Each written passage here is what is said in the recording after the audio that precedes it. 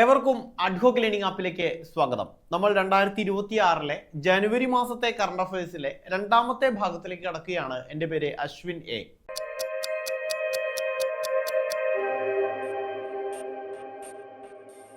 നോക്കൂ, കേരള സ്റ്റാർട്ടപ്പ് മിഷന്റെ കണക്കു പ്രകാരം സംസ്ഥാനത്ത് ഏറ്റവും കൂടുതൽ സ്റ്റാർട്ടപ്പുകൾ പ്രവർത്തിക്കുന്ന ജില്ല ഏതാണ്?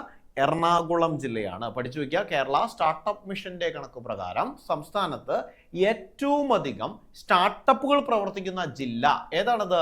എറണാകുളം ജില്ലയാണ്. കേരളത്തിന്റെ മുൻ ധനകാര്യ മന്ത്രിയായിരുന്ന KM മാണിക്ക് സ്മാരകം നിർമ്മിക്കുന്നത് എവിടെയാണ്? തിരുവനന്തപുരത്തെ വെള്ളയമ്പലത്താണ്. തിരുവനന്തപുരം ജില്ലയിലെ വെള്ളയമ്പലത്താണ് കേരളത്തിന്റെ മുൻ ധനകാര്യമന്ത്രിയായിരുന്ന KM മാണിയുടെ പേരിലെ സ്മാരകം നിർമ്മിക്കുന്നത്.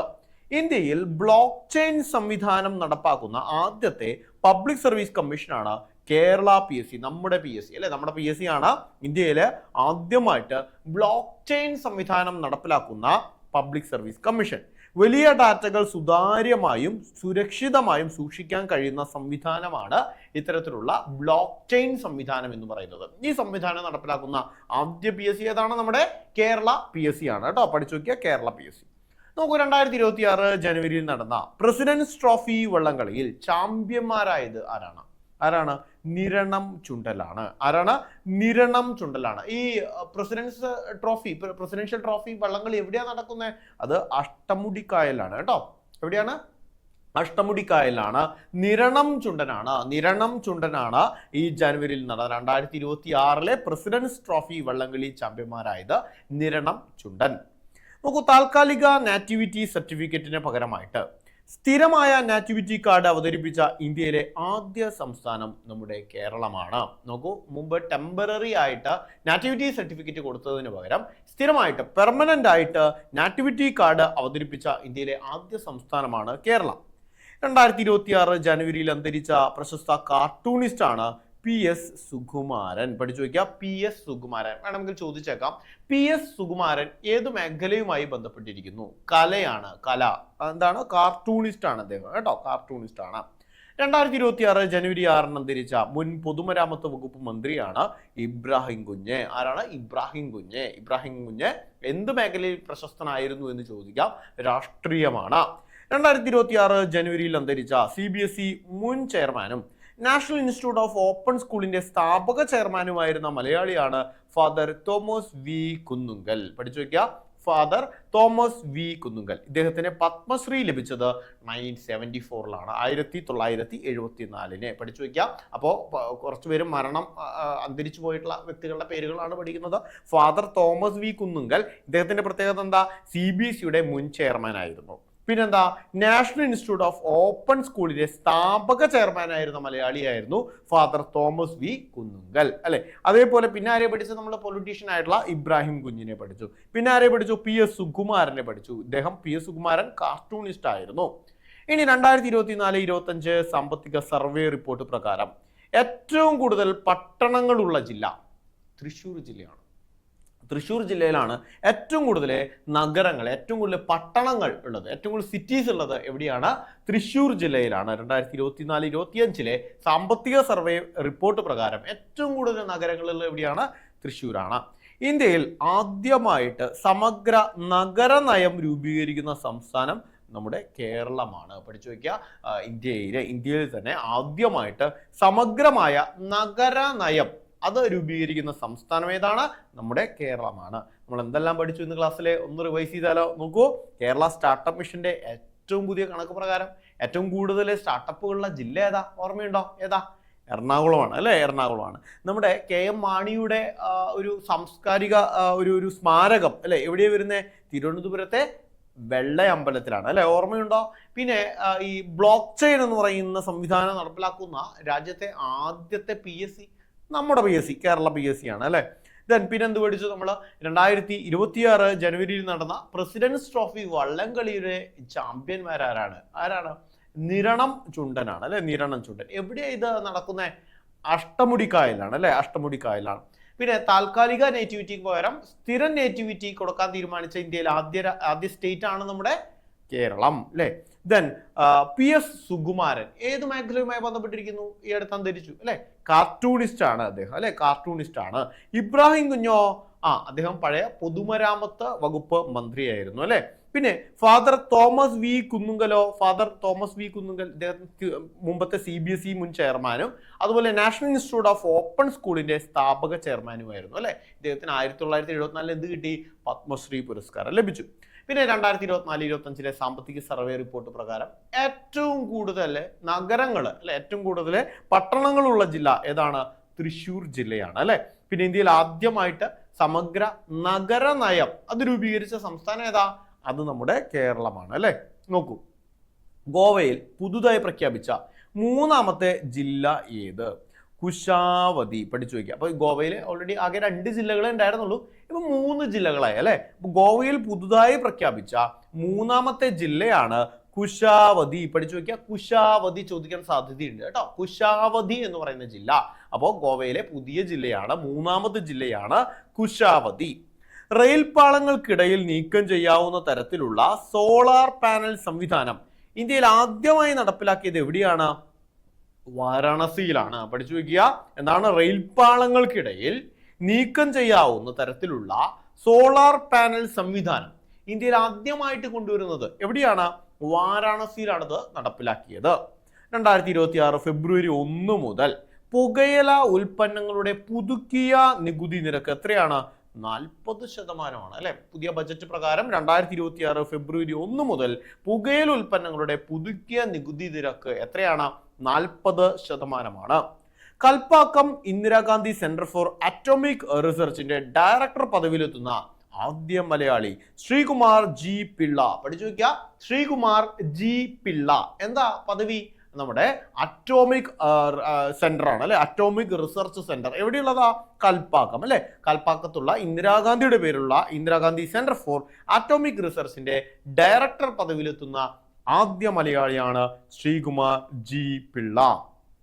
നമുക്ക് സർക്കാർ ജീവനക്കാർക്കായിട്ട് AI അധിഷ്ഠിത കർത്തവ്യ ഹാജർ സംവിധാനം ആരംഭിച്ച സംസ്ഥാനം കർണാടക. അപ്പൊ കർണാടകയിലെ എന്ത് ചെയ്യുന്നു? അവിടുത്തെ സർക്കാർ ജീവനക്കാർക്ക് AI അധിഷ്ഠിതമായിട്ടുള്ള ആർട്ടിഫിഷ്യൽ ഇന്റലിജൻസ് അല്ലെ, നിർമ്മിത ബുദ്ധി അധിഷ്ഠിതമായിട്ടുള്ള ഒരു ഹാജർ സംവിധാനം കൊണ്ടുവന്നു. ആ സംവിധാനത്തിന്റെ പേരാണ് എന്ത്?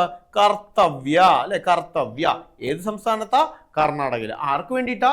സർക്കാർ ജീവനക്കാർക്ക്. 2026 ജനുവരിയിൽ അന്തരിച്ച പ്രശസ്ത പരിസ്ഥിതി ശാസ്ത്രജ്ഞൻ മാധവ് ഗാഡ്ഗിൽ അല്ലെ. മാധവ് ഗാഡ്ഗിൽ വളരെ പ്രശസ്തമായിട്ടുള്ള ഗാഡ്ഗിൽ റിപ്പോർട്ടും എല്ലാം സമർപ്പിച്ച മാധവ് ഗാഡ്ഗിൽ എന്ത് ചെയ്യുന്നു? 2026 ജനുവരിയിൽ അന്തരിച്ചു. നാഷണൽ ഇൻവെസ്റ്റിഗേഷൻ ഏജൻസി NIA അല്ലെ, നാഷണൽ ഇൻവെസ്റ്റിഗേഷൻ ഏജൻസിയുടെ പുതിയ ഡയറക്ടർ ജനറൽ ആരാണ്? അത് രാകേഷ് അഗർവാൾ ആണ്. ഇദ്ദേഹമാണ് രാകേഷ് അഗർവാൾ ആണ് NIAയുടെ പുതിയ ഡയറക്ടർ ജനറൽ. ആരാണ്? രാകേഷ് അഗർവാൾ. ജനങ്ങളുടെ സുരക്ഷയ്ക്കായിട്ട് ആധുനിക സാങ്കേതിക വിദ്യയുടെ സഹായത്തോടെ റെയിൽവേ പോലീസ് തയ്യാറാക്കിയ മൊബൈൽ ആപ്ലിക്കേഷനാണ് റെയിൽ മൈത്രി. പഠിച്ചു നോക്കിയാൽ റെയിൽ മൈത്രി എന്ന് പറയുന്ന ആപ്ലിക്കേഷൻ അതൊരു ആപ്ലിക്കേഷനാണ്. എന്താ പ്രത്യേകത? ജനങ്ങളുടെ സുരക്ഷയ്ക്കായിട്ട് ആധുനിക സാങ്കേതിക വിദ്യയുടെ സഹായത്തോടെ റെയിൽവേ പോലീസ് ആരാ തയ്യാറാക്കിയത്? റെയിൽവേ പോലീസ് കേട്ടോ. റെയിൽവേ പോലീസ് തയ്യാറാക്കിയ മൊബൈൽ ആപ്ലിക്കേഷൻ റെയിൽ മൈത്രി. ഇനി BSFന്റെ ബോർഡർ സെക്യൂരിറ്റി ഫോഴ്സ് അല്ലെ, BSFന്റെ പുതിയ ഡയറക്ടർ ജനറലായി നിയമിതനായതാരാ? പ്രവീൺ കുമാർ. പഠിച്ചു വെക്കുക. BSFന്റെ പുതിയ ഡയറക്ടർ ജനറൽ ആരാണ്? പ്രവീൺ കുമാർ ആണ്. പ്രവീൺ കുമാർ ആരാണ്? നമ്മുടെ BSFന്റെ ഡയറക്ടർ ജനറൽ ആണ്. 2026 ജനുവരിയിൽ ദ്വിദിന സന്ദർശനത്തിനായി ഇന്ത്യയിലെത്തിയ ജർമ്മൻ ചാൻസലർ ആരാണ്? ഫ്രെഡറിക് മേഴ്സ് ആണ്. Frederick Merz. പഠിച്ചു വയ്ക്കുക. ഫ്രെഡറിക് മേഴ്സ് ആരാ? അത് ജർമ്മൻ ചാൻസലർ ആണ്. 2026 ജനുവരിയിൽ 2 ദിവസത്തേക്ക് സന്ദർശനത്തിനായിട്ട് ഇന്ത്യയിലെത്തിയ ജർമ്മൻ ചാൻസലർ ആണ് ഫ്രെഡറിക് മേഴ്സ്. 2026 ജനുവരിയിൽ പരീക്ഷണ ഓട്ടം നടത്തുന്ന ഇന്ത്യയിലെ ആദ്യ ഹൈഡ്രജൻ ഫ്യൂവൽ ട്രെയിൻ ഏതാണ്? നമോ ഗ്രീൻ ട്രെയിൻ. ഇതാണ് അല്ലെ, നമോ ഗ്രീൻ ട്രെയിൻ. നമോ ഗ്രീൻ ട്രെയിൻ ആണ് 2026 ജനുവരിയിൽ പരീക്ഷണ ഓട്ടം നടത്തുന്ന ഇന്ത്യയിലെ ആദ്യത്തെ ഹൈഡ്രജൻ ഫ്യൂവൽ ട്രെയിൻ ആണ് നമോ ഗ്രീൻ ട്രെയിൻ. ഇന്ത്യയിലെ ആദ്യത്തെ ഗ്രീൻ അമോണിയ പ്രൊജക്ട് ആരംഭിച്ചത് എവിടെയാണ്? ആന്ധ്രാപ്രദേശിലാണ്. ഇന്ത്യയിലെ ആദ്യത്തെ ഗ്രീൻ അമോണിയ പ്രൊജക്ട് ആരംഭിച്ചത് എവിടെയാണ്? അത് ആന്ധ്രാപ്രദേശിലാണ്. ഗ്രീൻ അമോണിയ പ്രൊജക്ട് കേട്ടോ. മറ്റേതെന്താ? നമോ ഗ്രീൻ ട്രെയിൻ ആണ്. നമോ ഗ്രീൻ ട്രെയിൻ എന്ന് പറയുന്നത് എന്താണ്? ഇന്ത്യയിലെ ആദ്യത്തെ ഹൈഡ്രജൻ ഫ്യൂവൽ ട്രെയിൻ ആണ് നമോ ഗ്രീൻ ട്രെയിൻ. ഇന്ത്യയിലെ ആദ്യത്തെ ഗ്രീൻ അമോണിയ പ്രൊജക്ട് ആണ് ആന്ധ്രാപ്രദേശിലുള്ളത്. കർണാടക സംഗീതത്തിലെ ഏറ്റവും ഉയർന്ന ബഹുമതികളിൽ ഒന്നായിട്ടുള്ള 2025 സംഗീത കലാനിധി അവാർഡിന് അർഹനായത് ആരാണ്? Sangeetha Kalanidhi award RK Sriram Kumar, violinist ആയിട്ടുള്ള ഇദ്ദേഹമാണ്. RK ശ്രീറാം കുമാർ ആണ് അദ്ദേഹം. വയലിനിസ്റ്റ് ആണ്. ഓക്കെ, നമ്മൾ ഇത്രയും പറഞ്ഞ ഭാഗം ഒന്നും കൂടി ഒന്ന് റിവൈസ് ചെയ്യാം. എന്തൊക്കെയാണ്? ഗോവയിലെ മൂന്നാമതൊരു ജില്ല വന്നു. എന്താ അതിന്റെ പേര്? ഓർമ്മയുണ്ടോ? കുശാവതി അല്ലെ? കുശാവതിയാണ്. പിന്നെ നമ്മുടെ റെയിൽ പാളങ്ങൾക്കിടയിൽ മാറ്റിവെക്കാവുന്ന സോളാർ പാനലുകൾ എവിടെയാണ് കൊണ്ടുവന്നത്? വാരണസിയിലാണ് അല്ലെ? ഓർമ്മയുണ്ടോ? വാരണസി. നമ്മുടെ പുകയില ഉൽപ്പന്നങ്ങൾക്ക് എത്ര ശതമാനമാണ് നികുതി 2026 ഫെബ്രുവരി 1 മുതൽ? ഓർമ്മയുണ്ടോ? 40% അല്ലെ? 40%. പിന്നെ അതുപോലെ തന്നെ നമ്മുടെ കൽപ്പാക്കത്തുള്ള ഇന്ദിരാഗാന്ധിയുടെ പേരിലുള്ള ഇന്ദിരാഗാന്ധി സെന്റർ ഫോർ ആറ്റമിക് റിസർച്ചിന്റെ ഡയറക്ടർ പദവിയിലെത്തുന്ന ആദ്യ മലയാളി ഓർമ്മയുണ്ടോ? ശ്രീകുമാർ ജി പിള്ള അല്ലെ? ശ്രീകുമാർ ജി പിള്ള. പിന്നെ കർത്തവ്യ. എന്താ കർത്തവ്യ? കർണാടകത്തിലെ സർക്കാർ ജീവനക്കാരുടെ ഹാജർ സംവിധാനമാണ് കർത്തവ്യ അല്ലെ? നമുക്ക് 2026 ജനുവരിയിൽ അന്തരിച്ച പരിസ്ഥിതി പ്രവർത്തകൻ ആരായിരുന്നു? പരിസ്ഥിതി ശാസ്ത്രജ്ഞൻ ആരായിരുന്നു? അത് മാധവ് ഗാഡ്ഗിൽ ആയിരുന്നു അല്ലെ? മാധവ് ഗാഡ്ഗിൽ. ഇനി നാഷണൽ ഇൻവെസ്റ്റിഗേഷൻ ഏജൻസിയുടെ NIA ഡയറക്ടർ ജനറൽ, പുതിയ ഡയറക്ടർ ജനറൽ ആരായിരുന്നു? രാകേഷ് അഗർവാൾ ആണ്. പഠിച്ചല്ലോ. നോക്കൂ, ജനങ്ങളുടെ സുരക്ഷയ്ക്കായിട്ട് ആധുനിക സാങ്കേതിക വിദ്യയുടെ സഹായത്തോടെ റെയിൽവേ പോലീസ് തയ്യാറാക്കിയ മൊബൈൽ ആപ്ലിക്കേഷൻ ഏതാ? റെയിൽ മൈത്രി അല്ലെ? റെയിൽ മൈത്രി. BSFന്റെ പുതിയ ചെയർമാൻ ഏതാ?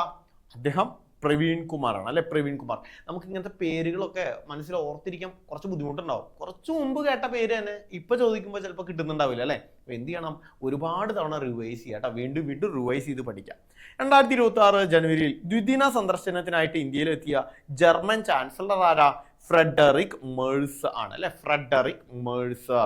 അതുപോലെ 2026 ജനുവരിയിൽ പരീക്ഷണോട്ടം നടത്തുന്ന ഇന്ത്യയിലെ ആദ്യ ഹൈഡ്രജൻ ഫ്യൂവൽ ട്രെയിൻ നമോ ഗ്രീൻ ട്രെയിൻ അല്ലെ? നമോ ഗ്രീൻ ട്രെയിൻ. ഇനി ഗ്രീൻ അമോണിയ പ്രൊജക്ട് ഇന്ത്യയിൽ ആദ്യമായിട്ട് എവിടെയാണത്? അത് നമ്മുടെ ഓർമ്മയുണ്ടോ? ആന്ധ്രാപ്രദേശ് അല്ലെ? ആന്ധ്രാപ്രദേശിൽ.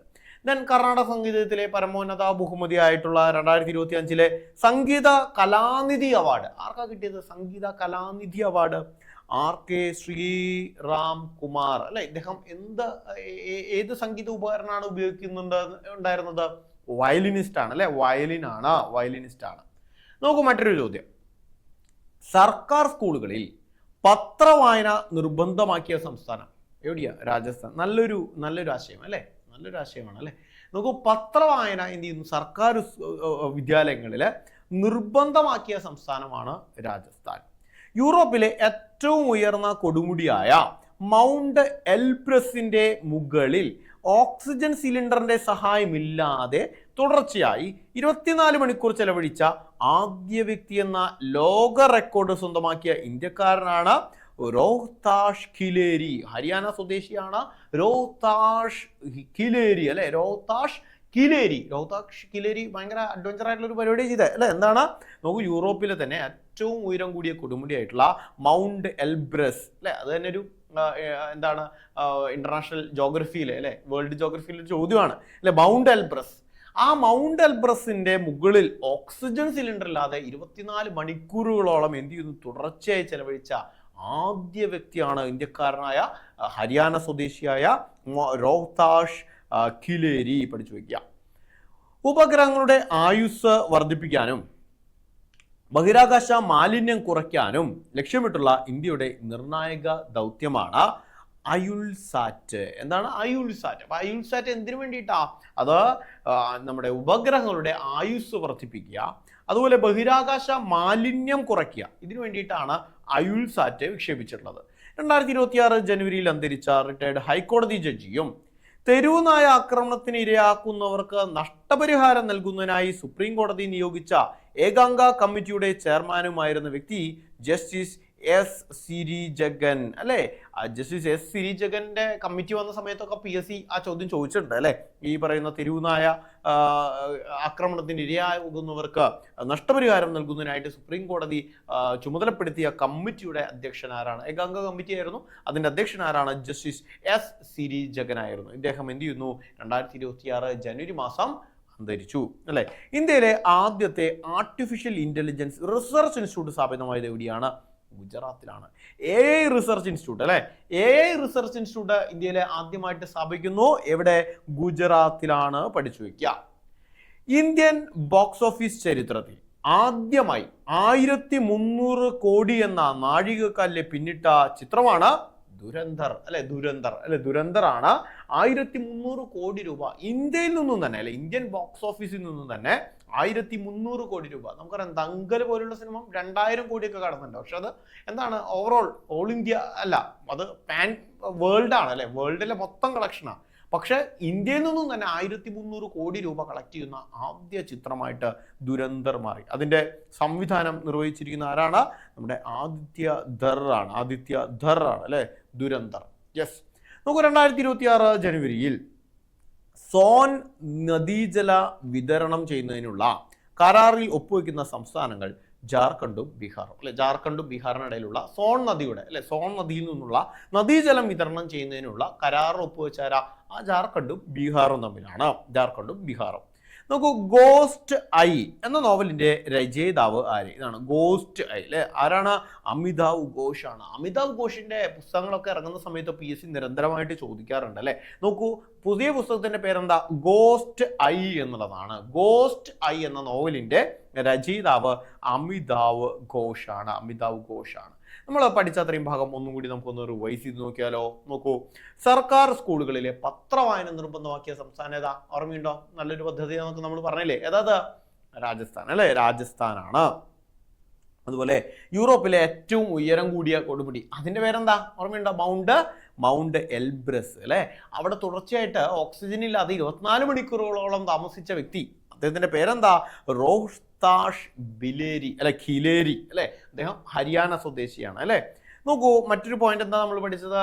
ഈ ഉപഗ്രഹങ്ങളുടെ ആയുസ് വർദ്ധിപ്പിക്കുന്നതിനും ബഹിരാകാശ മാലിന്യം കുറയ്ക്കുന്നതിനും വേണ്ടിയിട്ട് ലക്ഷ്യമിട്ട ഇന്ത്യയുടെ ബഹിരാകാശ ദൗത്യമാണ് അയുൾസാറ്റ് അല്ലെ. എന്താണ് പേര്? അയുൾസാറ്റ്. പിന്നെ നമ്മൾ എന്താ പഠിച്ചത്? തെരുവുനായ ശല്യവുമായി ബന്ധപ്പെട്ട് അല്ലെ.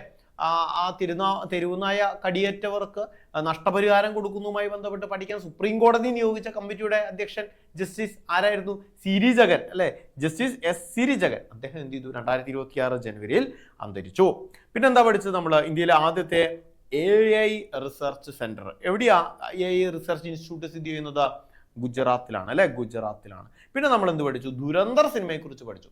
1300 കോടി ഇന്ത്യൻ ബോക്സ് ഓഫീസിൽ നേടുന്ന ആദ്യ ചിത്രം. ആ ദുരന്തർ സിനിമയുടെ സംവിധായകൻ ആരാണ്? ആദിത്യ ധർ ആണ്. പിന്നെ നമ്മുടെ സോൺ നദി അല്ലെ, അവരെ നദിയുമായി ബന്ധപ്പെട്ട നദീജല കരാറിൽ ഒപ്പുവെച്ച സംസ്ഥാനങ്ങൾ ഏതൊക്കെ ഈ അടുത്ത്? ജാർഖണ്ഡും ബീഹാറും. അമിതാവ് ഘോഷിന്റെ പുതിയൊരു പുസ്തകം വന്നു. അതിന്റെ പേരെന്താ? യെസ്, ഗോസ്റ്റ് ഐ എന്നുള്ളതാണ് അല്ലെ. ഗോസ്റ്റ് ഐ ആണ്. മറ്റൊരു പോയിന്റ് നോക്കാം. 2026 ജനുവരിയിൽ ജാതിപരമായും സാമുദായികവുമായിട്ടുള്ള വിവേചനവും ഒറ്റപ്പെടുത്തലും അവസാനിപ്പിക്കുക എന്ന ലക്ഷ്യത്തോടെ സാമൂഹിക ബഹിഷ്കരണം ക്രിമിനൽ കുറ്റമാക്കിക്കൊണ്ടുള്ള നിയമം വിജ്ഞാപനം ചെയ്ത സംസ്ഥാനമാണ് കർണാടക. പഠിച്ചു വയ്ക്കുക. കർണാടകയിൽ എന്ത് ചെയ്യുന്നു? ഇത്തരത്തിലെ ജാതി അധിക്ഷേപം, അതുമായി ബന്ധപ്പെട്ടുള്ള ബഹിഷ്കരിക്കല് അല്ലെ, സാമൂഹിക ബഹിഷ്കരണം, ഇതെല്ലാം നിർത്തലാക്കുന്നതിന് നിയമം വിജ്ഞാപനം ചെയ്ത സംസ്ഥാനം കർണാടകയാണ്.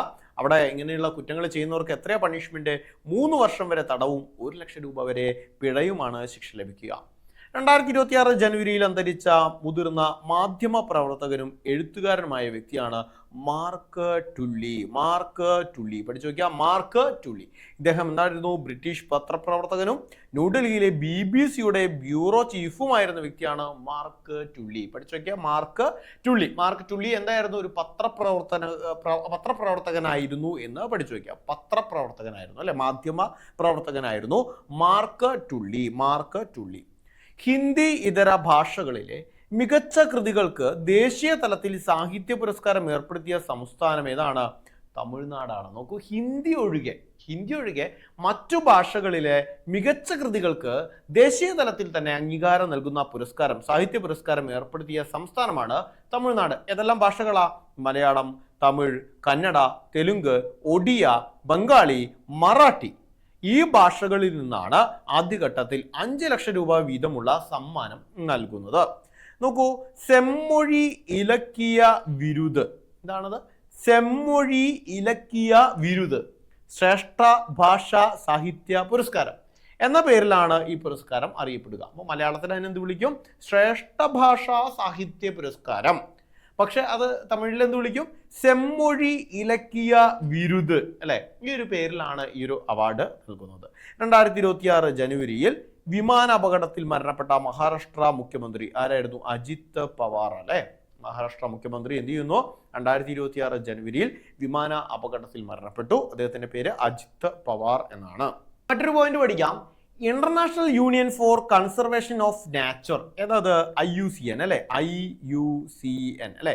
IUCN റെഡ് ലിസ്റ്റിൽ ഉൾപ്പെടുത്തിയ അതിഭീകരമായിട്ട്, അതീവ ഗുരുതരമായിട്ട് വംശനാശ ഭീഷണി നേരിടുന്ന കാവേരി നദിയിൽ കാണപ്പെടുന്ന മത്സ്യമാണ് ഹംബ് ബാക്ക്ഡ് മഹസീർ മത്സ്യം. ഇതാണ് കേട്ടോ, ഹംബ് ബാക്ക്ഡ് മഹസീർ മത്സ്യമാണ്, കാവേരി നദിയിൽ കാണപ്പെടുന്നതാണ്. ഇതാണ് IUCN അതീവ ഗുരുതരമായിട്ടുള്ള വംശനാശ ഭീഷണി നേരിടുന്ന മൃഗങ്ങളുടെ അല്ലെങ്കിൽ ജീവികളുടെ പട്ടികയിൽ എന്ത് ചെയ്യുന്നു? റെഡ് ലിസ്റ്റിൽ ഉൾപ്പെടുത്തിയത്. IUCN എന്ന് പറഞ്ഞാൽ എന്താണ്? International Union for Conservation of Nature. അവരാണ് ഈ റെഡ് ലിസ്റ്റ്. ആ റെഡ് ലിസ്റ്റിലാണ് ഈ ഒരു മത്സ്യം ഉൾപ്പെട്ടിട്ടുള്ളത്. നദിയിലെ കടുവ എന്നാണ് ഇതിനറിയപ്പെടുന്നത് കേട്ടോ. നദിയിലെ കടുവ എന്നാണ്. എന്ത് നദി? ആ നദിയിലെ കടുവയുടെ പേരെന്താ? ഹംബ് ബാക്ക്ഡ് മഹസീർ മത്സ്യം എന്നുള്ളതാണ്.